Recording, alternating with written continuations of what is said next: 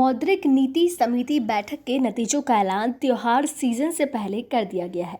इस press conference में RBI governor Shaktikanta Das ने इन नतीजों के बारे में जानकारी देते हुए बताया कि चालू वित्त वर्ष की आखिरी तिमाही में जीडीपी ग्रोथ पॉजिटिव में आ जाएगा।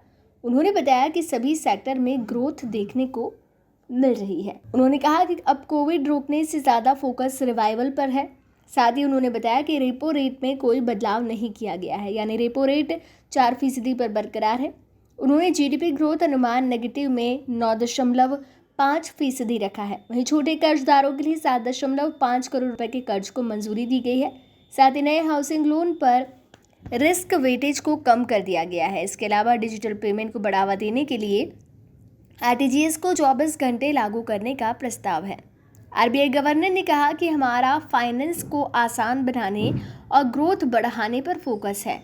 हम इस लक्ष्य को ध्यान में रखते हुए अगले हफ्ते 20,000 करोड़ रुपए का ओपन मार्केट ऑपरेशन यानी ओएमओ करेंगे। आपको बता दें, ओएमओ के तहत केंद्रीय बैंक सरकारी सिक्योरिटी और ट्रेजरी बिल की खरीद और बिक्री करते हैं। वहीं भारत में ये काम आरबीआई करता है। आरबीआई जब अर्थव्यवस्था में पैसे की आपूर्ति बढ़ाना चाहता है तो वो बाजार में सरकारी सिक्योरिटी खरीदता है।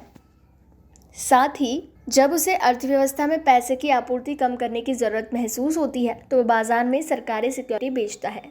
वहीं बताया गया कि त्योहार सीजन को देखते हुए ये उम्मीद की जा रही थी कि आरबीआई डिमांड बढ़ाने के लिए रेपो रेट पर कैंची चला सकता है, लेकिन अभी तक ऐसा कुछ नहीं हुआ है। बीते अगस्त महीने में रिजर्व बैंक मौद्रिक नीति समिति बैठक में रेपो रेट को लेकर कोई बदलाव नहीं किया गया था।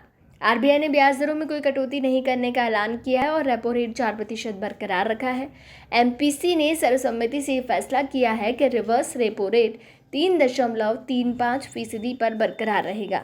आरबीआई गवर्नर शक्तिकांत दास ने कहा कि ग्रामीण अर्थव्यवस्था में सुधार हुआ है। मौजूदा वित्त वर्ष में रिकॉर्ड अनाज का उत्पादन हुआ है। प्रवासी मजदूर एक बार फिर शहरों में लौटे हैं।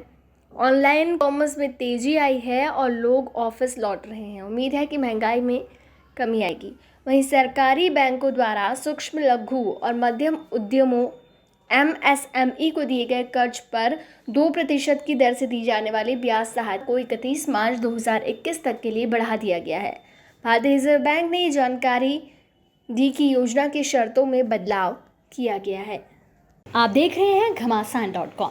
और भी न्यूज़ अपडेट्स पाने के लिए सब्सक्राइब करें हमारा चैनल और नोटिफिकेशन पाने के लिए बेल आइकन को प्रेस करें।